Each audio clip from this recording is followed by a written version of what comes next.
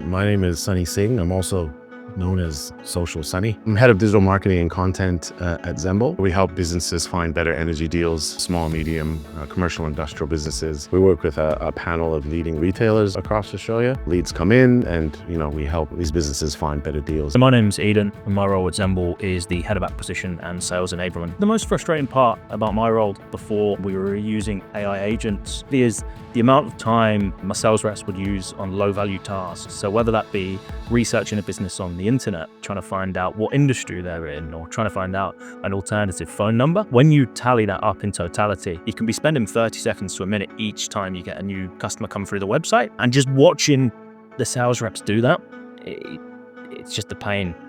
We've got highly qualified salespeople here to sell to businesses and then wasting their time on low value tasks. We have customers that opt in over the weekend and outside of business hours. So if you were to opt in on a public holiday on a Saturday morning, you, apart from a sort of a very generic email confirming your expression of interest, you wouldn't speak to one of the sales team till maybe midday on a Monday. And obviously by then, if you look at the sales funnel, the lead goes cold, customer could have gone elsewhere.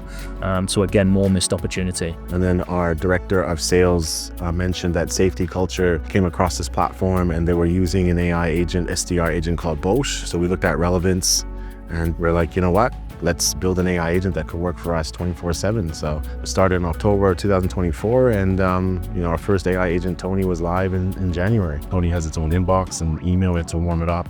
And we were approving everything, like every email that was going out to all the leads at first. We would feed Toni for the first week, 5 leads a day. And then the following week it was 10 leads and then it was 15 leads. We were just to get comfortable with what Toni was saying. Actually, we did a 360 review with Toni. So just like you would do with humans, we did the same thing with Toni. Now I've seen it, now we've done it.